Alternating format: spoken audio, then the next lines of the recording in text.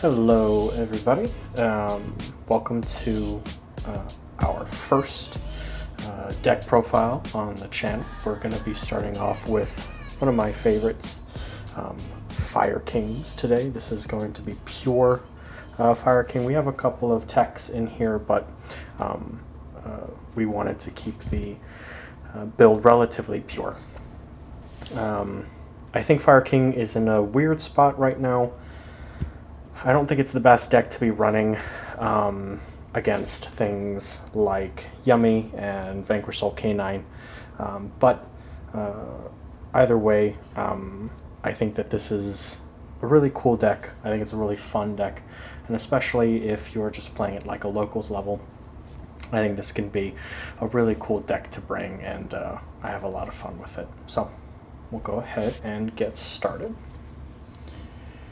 I'll be talking about tech choices and ratio choices throughout, so let me know if you guys want less or more explanation behind choices as we go. First card up, we're running triple Ulcanix, the best starter in the deck by far. It's not even kind of close. You need to be running this card at 3 in order for the pure build to work. So gotta max out on that. Next is triple Ponix, the second best starter in the deck and your second normal summon. Really good card. There's no reason to not play 3. This is a pretty self-explanatory addition. Next up, we're running triple of the Sacred Fire King Runics. I see some builds run this card at 2. I don't understand why. Yes, it can be dead in hand without a way to destroy a fire, but this is one of the best cards in the deck, and you want to get this into rotation as soon as possible. I'm really never sad hard drawing this. Yes, again, it can be dead if you don't have another fire in hand, but those situations are few and far between, in my opinion. This card should be a 3, in my opinion. Next up, 3 High Avatar Kirin. Probably one of the best disruptions that the deck can create. This card really just allows you to do a lot of cool stuff, lets you play on your opponent's turn a lot more. Again, one of the best cards in the deck. You need to run this at 3. There's no reason not to. We're playing the one OG High Avatar Runics. This is just for the Ulcanix. It's an okay card. This is the real brick of the deck, so you will open it on occasion and it does feel bad, but you have to play it for the Ulcanix. For the last of the Fire King names, running the one Barong and the one Arvada. Arvada is a really important part of our end board, and so we definitely need to run this. The Barong is just a nice way for us to get to what we're missing in our hand. It's not the best Fire King name, but really these are the only 2 names worth running. I see some people tech in like the Rangbali. The card's okay, I guess, in certain matchups, but in my opinion, these are the only other 2 names that are worth running. That's it for the Fire King monsters. For the Fire King spells, we're running the triple Sanctuary and then the 1 island to go with it. This is a personal preference ratio kind of thing. I've seen 2 and 2. I've seen 3 and 1 like I have it here. I've seen 3 and 2. I've been testing 3 and 1. It does feel bad when you lose the Fire King island to any spell trap removal and things, but opening both Sanctuary and Fire King Island, for example, in the hand kind of sucks. So I really don't want to draw this. I really don't want a hard open island. The last of the Fire King spells is 2 Skyburn. Some builds run 3. 3 is a little too much in my opinion. I want to see it, but I don't want to see it all the time. Really good interaction on your opponent's turn. Yeah, just a really good card. There are other techs that people play, like Circle of the Fire Kings. I think that card is okay. You'll see later. We do have it in the side. I just don't think that card is worth maining at this time. The, I guess, tech choice in the deck that we're currently running is triple Fenrir, and then the 1 Rise Heart to go with it. This is in here for a few reasons. Firstly, I think Fenrir is super good this format. It makes your turn 1 boards much stronger. Being able to face down banish the Izuna, being able to face down banish the Yummy field spell, it's just a really, really good card this format, and I think it's worth maining. The reason we run it with the Rise Heart, you'll see that we have a little bit of an extra deck tech that we're running. It's okay. You side out the Rise Heart quite often, but I like it. I'm testing it, and it's been pretty good so far. That's it for the kind of techs. The rest of the deck is all non-engine. So we'll start out with the hand traps of the deck. We're running triple Ash Blossom, double Fualos, double Nibiru, double Ghost Ogre, and triple Imperm. So a few things with this ratio. This should be Dominus Impulse if you have them.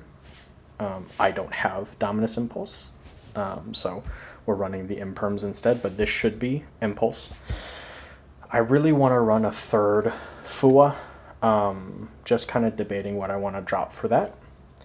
Ash isn't super good this format, but it's Ash Blossom.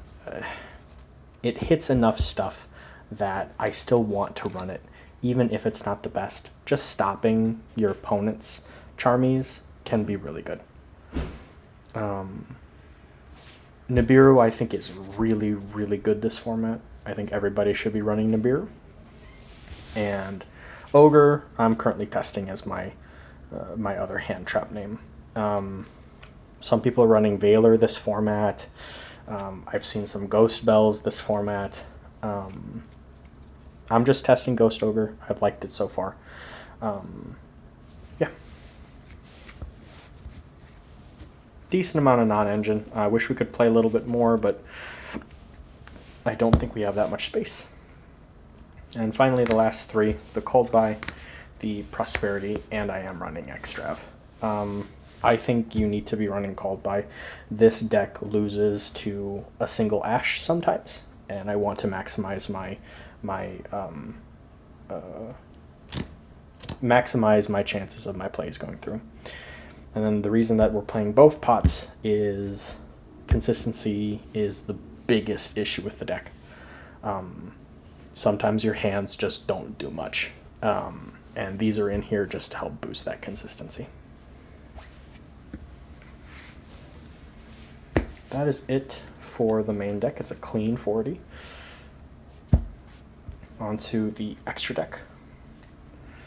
Because we are running the Extrav, some of the ratios are a little different, but I'll explain that as we go. Firstly, we've got triple Grunix Eternity.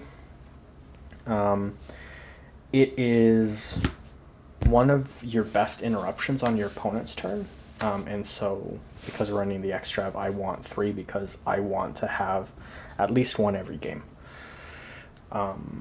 The Raid Raptor Arsenal Falcon. This is that tech with Fenrir that I was mentioning earlier. I'll just kind of explain it really quickly in case people don't know what this card does. It takes two level 7s. So basically, the idea behind it is we special summon the Fenrir. Fenrir effect will search and add the Rise Heart. Rise Heart effect either to special summon if you don't care about being XYZ locked, or you use your normal summon up for it. And then the effect of Rise Heart to turn itself into a level 7. then you Xyz into Arsenal Falcon, and then the effect of Arsenal Falcon, you detach a material, and then you can special summon Ulcanix because it is a wing beast. So it doesn't come up often, but sometimes if you just open up a Fenrir and nothing else, like Fenrir and a bunch of non-engine, it's a way for you to at least play, if you're confident that your opponent doesn't have a ton of non-engine in hand. So yeah, it definitely is a niche thing. It doesn't come up incredibly often, but I still think it is a good option to have available to you. That's it for the Xyz. For your links, we've got the Almirage. This is just here to turn any dead hand traps into a fire target for Island or for Ulcanix or whatever. Anima. This is in here for Ponix. There are some lines that you can do involving this card, Sunlight Wolf, where you'll go like Link 2 into Sunlight Wolf, link your Ponix off for Anima so that Sunlight Wolf can get you something back from the grave. Just some nice things there. I'm running double Hita. This is, again, mainly just because of Extrav. I don't want to run 3 Hita because it just feels bad, but I also don't want to just run the 1. I want to have okay access into this. So that's why that's it too. IP and SP. You have to, just good cards. In the combo that I'll show later, IP is actually a really important part of the inboard. And then finally, triple Promethean Princess, the best boss monster in the deck, just really, really strong. I want to see this. I gotta run 3, or else, Pot of Extrav. And then last, the Ambler Whale. You don't go into it all the time. Some people don't run it at all. I think that's incorrect. I think you should have at least 1. The extra deck is flexible enough for you to have space to run the 1 if you want to. I just think it's a good option to have available to you. Yeah, that's the extra. Last thing is the side deck. Side deck, I always say this is tailored to your environment. So my side deck is tailored to the decks I expect to run into at locals. Take any side choices with a grain of salt.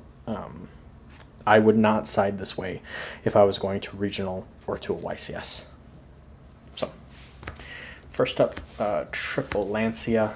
I have a couple Malice players at my locals, and Malice, I think, is good enough of a deck still that you should just be siding this. The one Circle of the Fire King, I like it in the side. It comes up in certain matchups, but I really don't want to main deck this card. And honestly, even in the side, you don't go into it often. This is probably going to get replaced with something relatively soon. I just don't know what yet. For going second stuff, triple attack, Lightning Storm, 2 of those, a Raigeki and a Duster. Generic going second stuff. At my locals, we run into a lot of Rogue, so this is just to help deal with those kinds of things going second. Droll, this is for when you're running into any Mitsurugi, Ryzeal stuff. It's not good enough to main anymore, in my opinion, just because none of the big meta decks right now really die to Droll. But Mitsurugi is still very much a thing. Ryzeal Mitsurugi is still very much a thing. I think you should at least be siding this. And then I'm testing 3 Ghost Bell. I think it's a good card this format. I don't know. This is just here mainly for my testing. I want to think that Bell is a good card this format, but still testing that out. And that is it for the side. So next, I will go ahead and transition into showing kind of just a bread and butter combo. This is not a combo deck by any means. It's pretty mid-range. But I like to show at least like what the deck is trying to do every game, just to give you an idea of how the deck plays. So we'll transition to that really quickly.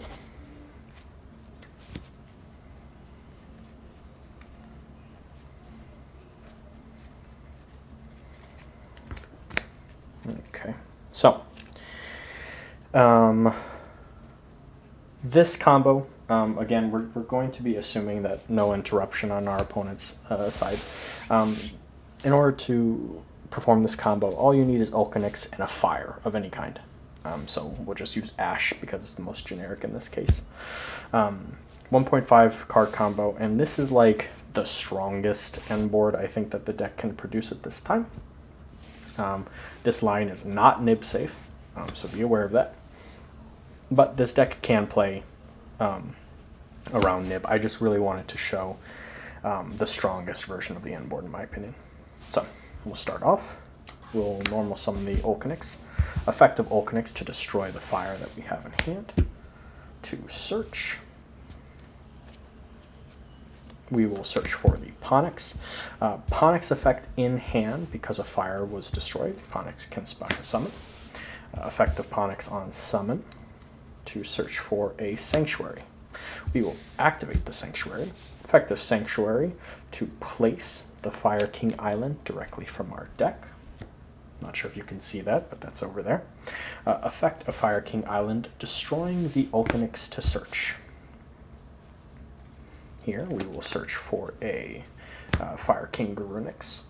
And then in a new chain, we'll go Chainlink 1 Ulcanix to special summon OG Garunix, and then effect of Sacred Fire King Garunix to special summon. The chain links there are important. Chainlink 1 here, Chainlink 2 here. That protects you from things like Bell, just chain blocking stuff. So Garunix will special summon. And then Ulcanix will go get the OG Garunix to the field.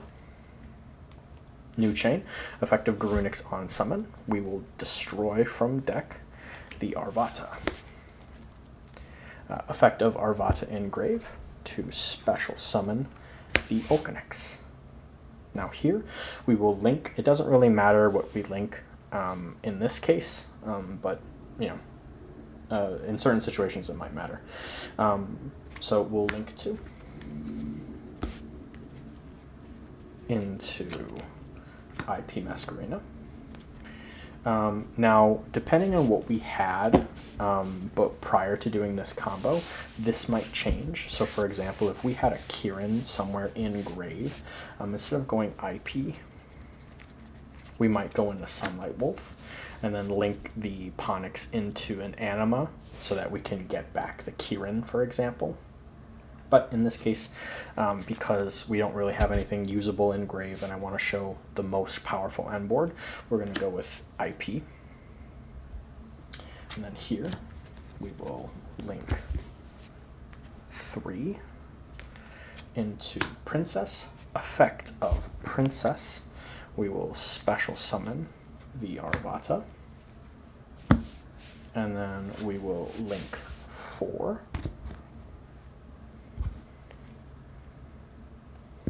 into Ambluale. And we pass here.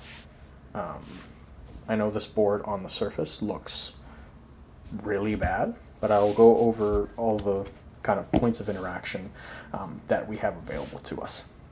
So the first thing that you'll typically lead with is Arvata to negate a monster effect. And once you negate that monster effect, you have to destroy a fire you control, so you would destroy the Ambluale. So that's interaction point number 1. Destroying that Ambluale sets off a few things. Firstly, Ambluale's effect to special summon a link 3 or lower monster from your grave. In that case, it would be the IP. But also, because a fire card was destroyed, Garunix would activate and special summon itself from the grave. When you do that, Garunix would activate on a new chain. Here we would destroy the Kirin. When you destroy the Kirin, Kirin's effect would activate in grave. You can target, for example, the OG Garunix, special summon it, and then destroy something on the field. So that's interaction point number 2. So we had a monster negate, and now we have the Kirin destroy. So 2 points of interaction in. Now we are kind of here as your opponent's doing stuff. At any point, we can IP Masquerena using the Arvata to quick link summon, quick effect link summon into SP Little Knight. Effective SP Little Knight on summon, because we used a link monster as its material, will banish something on the field. That's interaction point number 3. And then SP Little Knight's effect while on field, if your opponent activates something to banish itself and a target of your opponent's. So we are at now 4 points of interaction. Now, if your opponent is still continuing to play, we can activate the effect of Fire King Sanctuary. Basically, if your opponent special summons a monster, you can immediately quick Xyz summon. So we would do that using our 2 Garunixes, and we would go for Garunix Eternity. On summon, the effect of Garunix Eternity would activate and destroy all other monsters on your opponent's field. So that is interaction level number 5.